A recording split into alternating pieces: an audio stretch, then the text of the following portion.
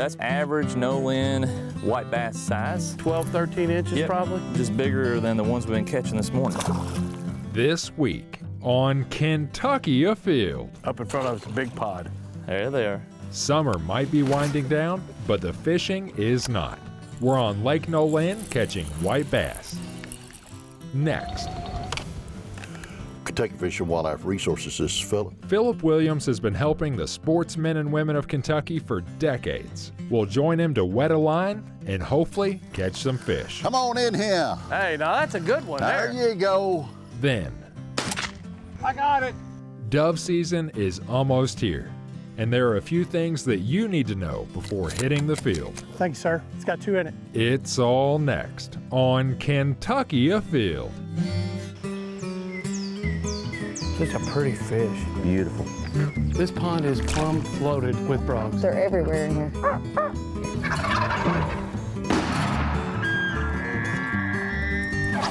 Yeah, this is a good fish right here. Really good fish. Come here, girl.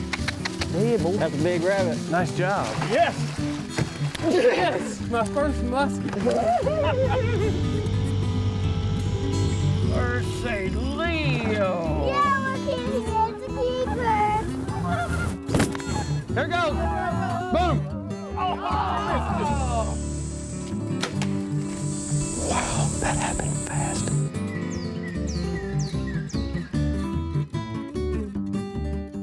Hello, and welcome to Kentucky Afield. I'm your host, Chad Miles. Join us as we journey the Commonwealth in search of outdoor adventure. We're out here today checking out a public dove field. Dove season's right around the corner, and that is a great way to introduce the youth to the outdoors. Another great way is to take a kid white bass fishing.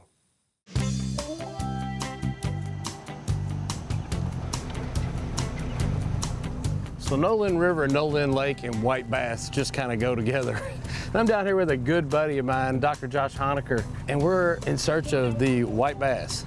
Yeah, Nolin's known for it, and through the years we fished for them a lot of times, and it's an exciting, fun venture. Yeah, you know, I love fishing down here for these white bass when they get in the jumps. A couple things you'd look for is lack of wind and not a lot of boat traffic. So right here in the middle of the week, this is a really good time to get out here and try to catch them. You know, this time of year, if you just drive around enough, you'll see some schools. And they cycle in the years. You know, some years are better than others, and recently it seems like they've been more active. This is a good thing to do to get out and catch big numbers of fish when they're on. It's a great way to get a kid or introduce a new person to fishing. It's highly active, and you never know, you might catch a largemouth in the jumps as well. Absolutely, I fully suspect we probably will. It's supposed to be 96 degrees today. It's going to be a get out early, finish early, but hopefully we start seeing some schools of jumping fish. I'm starting to see them right here, look out here. Yeah, right in front of us. Matter of fact, we're going to turn the boat off and get ready because I fully suspect that any second we're going to start having fish on. I'm going to start out with a topwater bait just because it's so exciting to see them blow up on topwater. Yep. Oh, here we go. White bass number 1. Now that's a little one. I'll tell you what, one thing if you're throwing any type of lure like this that has treble hooks, I tell you, a must is to have a set of pliers. If you've never eaten white bass, you know how to fillet these, they are fantastic. So incredibly good to eat. But we're gonna throw them back today, and this is a little bitty one, probably about 8 inches. Oh, there's one. You got him? Yep. That a better fish? Well, I don't know about better. That's a little bit better than the one I caught. Maybe a little bit. This lake has an enormous population of plus 15 fish, and I have caught them up to 18 inches in here, so. Yeah, numbers and size this lake's known for. Here's another. Bam, you got another one already. Even when the water quits boiling, you still catch them. Aren't they such a hard-fighting fish for their size? Just like a smallmouth, you think they're twice their size. That one's got a blind eye. Oh, really? Yeah, that compared to that side. Look at this. Now this is a spotted bass. You got a good chance of catching both largemouth, spotted bass, and white bass out here doing this. I've even caught bluegill, all kinds of opportunities. I'm gonna go to a swim bait approach here for a few casts. Oh, there he is. Changed to a different tail spinner. This is a spinnerite. We'll probably talk a little bit more about it later. It's a unique history. A history very close to where we're at right here. Very close, Bowling Green, Kentucky. Bowling is where Green, it was. Kentucky. Yeah. Look at there, nice white bass. Look, here we go. They're not really jumping like crazy, but they're here. Right. We're catching smaller size that I've been catching down here this year, but we're still early. I mean, the sun just came up. When you're fishing with someone else, you want to make sure you're getting different levels, because the schools, some are deeper, some are, more shallow. You've got swim bait, I got a 1/4 ounce spin right on, so we're going to hit different layers here. And sometimes those bigger ones are definitely down deeper. Look at there. That's where both hooks got this fish. Oh, up in front of us, a big pod. There they are. Here we go. White bass, black bass, what do we think? It's like a little white bass. Probably white bass. Here's one. That's probably an average Nolin white bass size. 12, 13 inches Yep, probably? just bigger than the ones we've been catching this morning. Oh, another spotted bass. See you, buddy. Josh, that little bait you're throwing, you're really catching them. Now that is one of the original tail spinners. It's called the Pettigo Spin, right? Yeah, so my grandfather was really good friends with Cecil Pettigo, the inventor of the lure, and they were big, avid fishing buddies. But then they quit making it in the late 70s, and honestly, the Pettigo Spin, right, it sat idle for almost 40 years. And I found out the trademark had lapsed in 2008. I filed for the trademark, got it back in production, and on the back of the lure package, I put a picture of my grandfather and showed a big stringer of bass that he caught with it back in the 60s. It's just bringing back one of those oldies but goodies. It's a good presentation because they can see it, they can feel the vibration. It's a good way to go after them. A little bit better. Got one. You got one too? Yeah, this one's a little bit bigger. Look at that now, I'll tell you what, I've got a pretty good 14-inch fish. You've got one, looks like it's even better. This is our best double of the morning, no doubt. Look at that.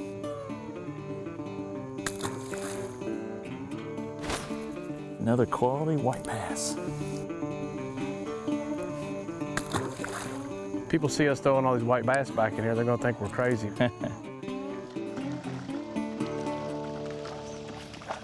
So when you start seeing these fish out there jumping, what you're seeing is predatory fish. They come out and they get in schools, and almost like you've seen on TV where you've got sharks or whales that will circle. They will circle and gather that bait up, and then it's like a feeding frenzy. They all go at the same time and they just start eating everything they can see. And they scatter the bait. It's a cycle that keeps going over and over and over.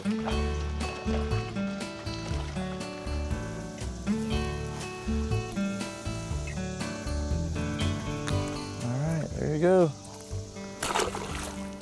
See if I can't get one on this top water. I love catching them on top water when I can get them to bite it. Oh, there we go. I'll tell you what, this little bigger plug, I've been catching bigger fish down here, and if you notice this bigger plug, the very first one I caught, look at that, it's probably 15-inch fish. There's one. Got him? Yeah.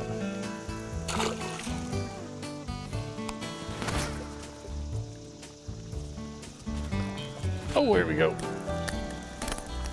Oh man, I tell you what, I can't think of a better way to get kids outdoors than to get them out here and do this.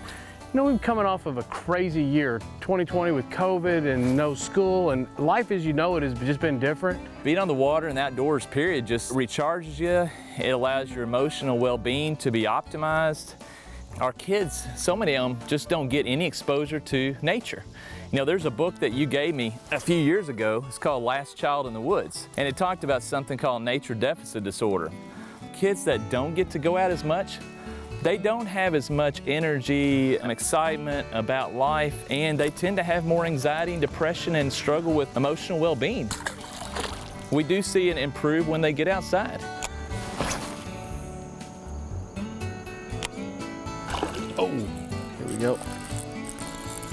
Well, Josh, this was a lot of fun. We got out here, got to catch some white bass and black bass. I didn't need your medical services to take a hook out of my hand. That's a good day. It was a great morning, a beautiful morning. Couldn't have scripted any better. I'll tell you what, it's a great opportunity to get out here and reconnect with old friends, and this is a great way to get a kid off a computer out here casting and catching these fish. Yeah, just spend some time outdoors, connect with nature, and if you get tight lines every once in a while, it's all the better. Just watch those treble hooks. That's right.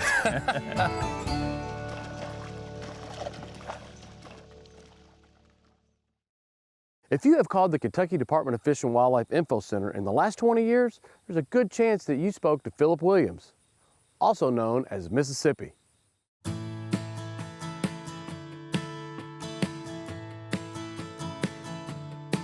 Phillip, it's something you and I have talked about for, I don't know, 10 years. You keep saying, when you gonna take me fishing?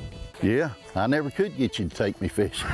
Well, I'll tell you what, I figured I better get on it quick, because you're about to ride off in the sunset. I'm like John Wayne. Well, I'm going out that way. I believe we're gonna start right here. What do you think? All right, you gonna get there and I'll get right here. All right. You wanna start wax worms or red worms?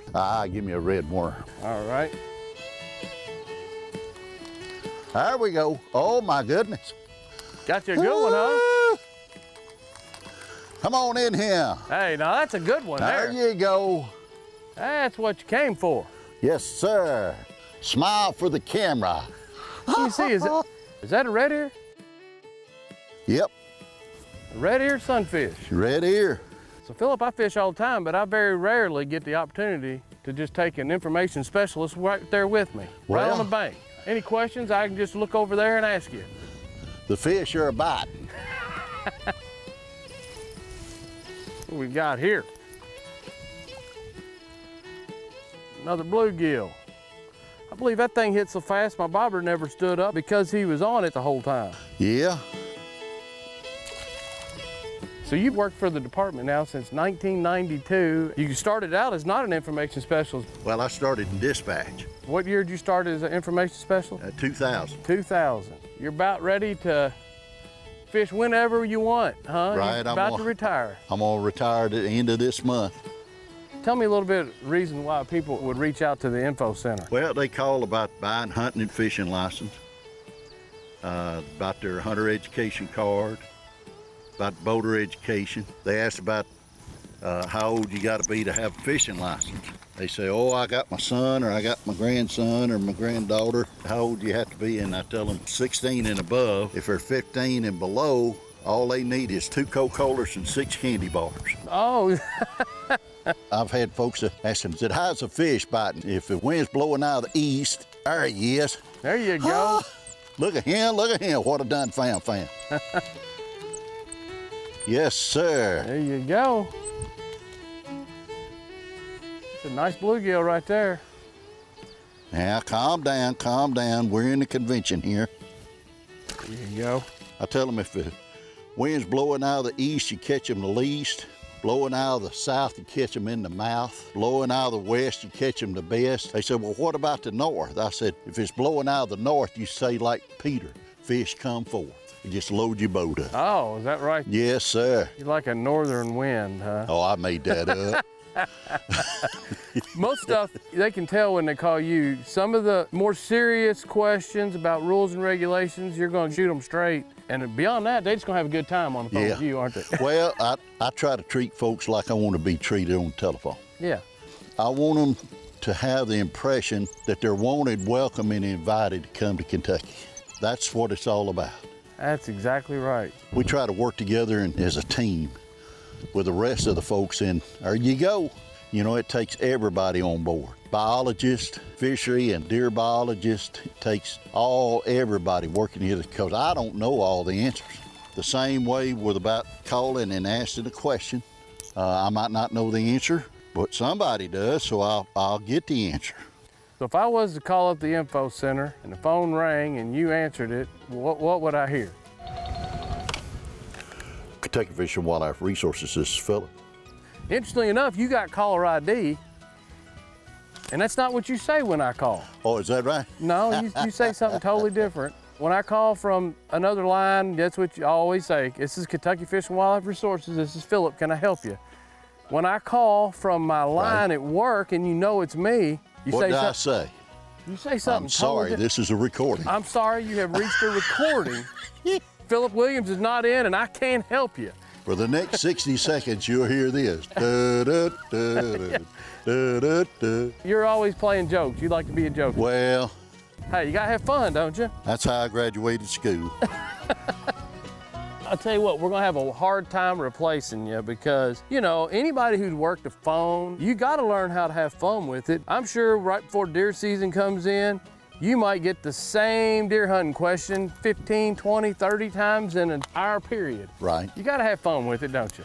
Well, if you, look at there, he's gonna take it again. Come on there, Johnny. No, missed him. No, I got him. That is a good one. You're using just red worms on a little number 6 hook, and I'm using wax worms on a little number 6 hook, and they're biting them both. Well, I got the ugly stick in mode here.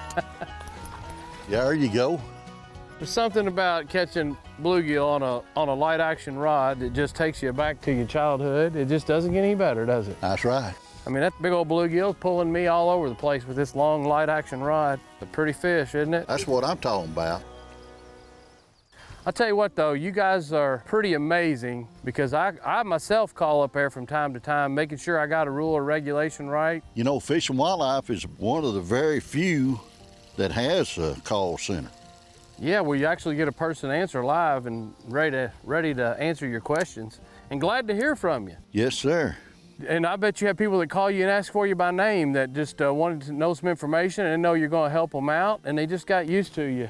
Does that happen quite a bit? I enjoy helping everybody, but I have sent school kids different packages all across the state, and I've sent packages to folks that their grandkids, they were going to take them out for the first time to fish and stuff.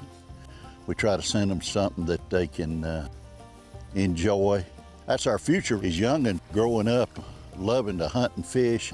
If we keep them going, Kentucky Fish and Wildlife will continue to do our best. I've had a lot of folks brag about Kentucky Fish and Wildlife. I mean, they say, hey, our state don't do this, and our state don't do that. We're very, very lucky. Oh, there he is. There you go. You got a bass. How about that? Let's see if they're down here too. Something tells me be some fish down here around this aerator. Yep. 99.9% of the time when I was talking about going fishing and all this kind of stuff, I'd just aggravate just to have something to talk about. We live in a world that's so many things going on and whatever, and if I can laugh a little bit, that just helps me and helps the next person to enjoy it just a little bit more. I got something here. The other day I got inspired. I thought about you and about the TV show. So this is called Chad Miles. Said he loves to hunt and fish all across the bluegrass state. He's always on the water or in the woods from early in the morning till it's late. Hunting deer or turkey or fishing for bass or even bluegill, he loves it all and he can't hardly wait. Now he'll show your picture on the TV show about the one that didn't get away, and he's always asking questions, trying to help the listener to understand, like how to sneak through the woods without hardly making a sound to get to his stand. From the old to the young, from the young to the old, man, woman, or child, he's always enjoying the opportunity to share the Kentucky wild. Whether watching the dogs chase a rabbit or showing mussel shells in a creek, even watching that bobber begin to go up and down and then start to sink. Promoting boating safety and hunter ed, you see, always saying, that's really a nice one, with a big old smile. Good job. That's the Kentucky Afield host, Chad Miles. Man, Phillip, you're about to make me cry. I appreciate that.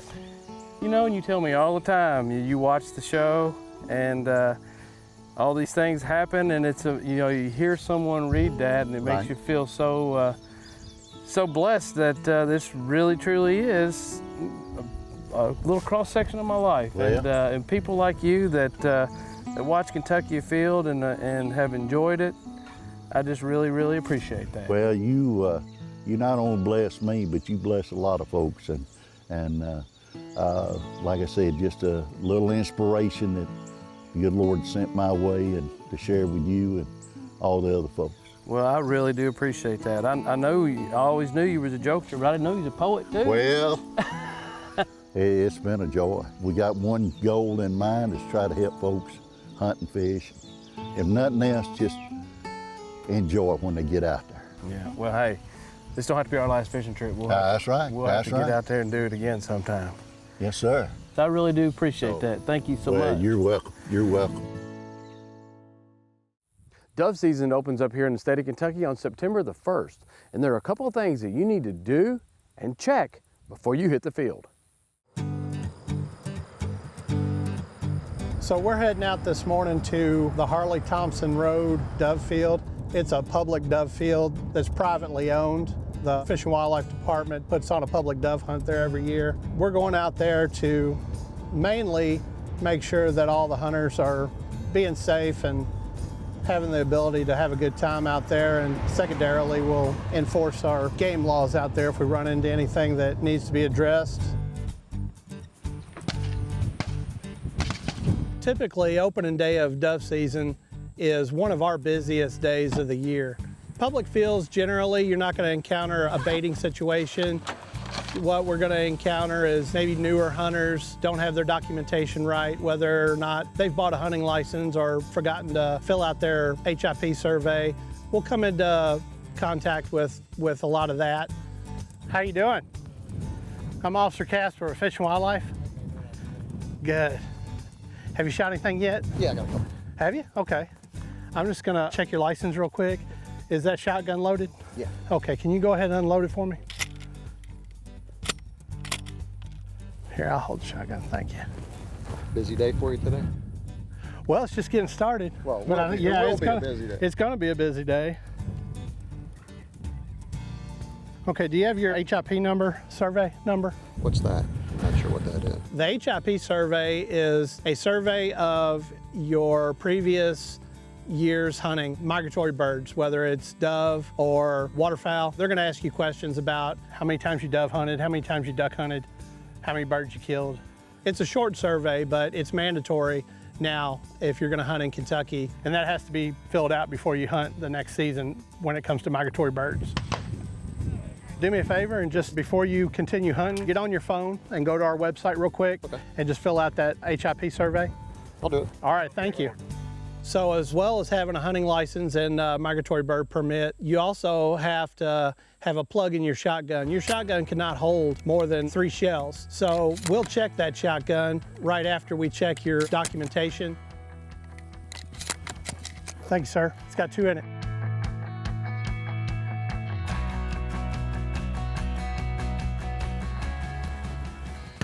Oh, he's down. With 100+ hunters that we checked, we had various forms of license. Paper license, we had electronic license where they showed their license to me on their phone. By law, you have to have your license with you in the field. So if your phone goes dead or your batteries go dead or you don't have service, if you don't have a screenshot of that license and you can't show it to me, you could very likely get a ticket for not having your license with you in the field. There you go. Thank you. Oh, right in the eyeball. It's got 2 in it. All right, thank you. I only brought 15 shells. Thank you, sir. I'm telling you, all the non-licensed guys ran out in the corn. If you run out there, you might not catch him, but you'll scare the birds up.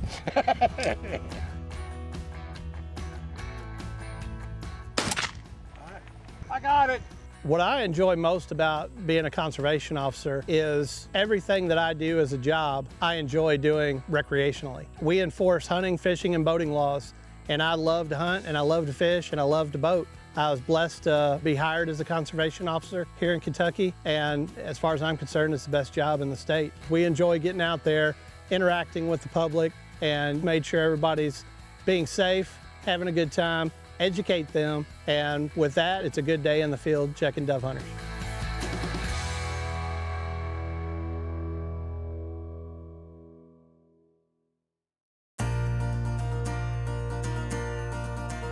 Now let's check in and see who else has been out having fun in this week's Ones That Didn't Get Away.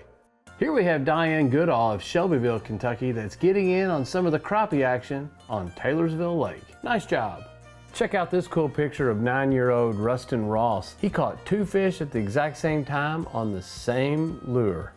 6-year-old Nicholas Morgan caught this nice 31-pound blue catfish on Taylorsville Lake. Here he is with his mom and his grandpa. Owen Honecker from Meade County traveled down to Hatchery Creek and caught this nice rainbow trout. Nice job. We've reached that time of year here in the state of Kentucky that there's a new hunting season coming in almost every single week. And if you have any questions about the upcoming hunting seasons, you need to join us on Tuesday, August 31st at 7 o'clock, where we will be coming to you live via Facebook answering all of your questions. And remember, hunting and fishing on private property is a privilege. Always ask permission and thank the landowner. Until next week, I'm your host, Chad Miles, and I hope to see you in the woods or on the water.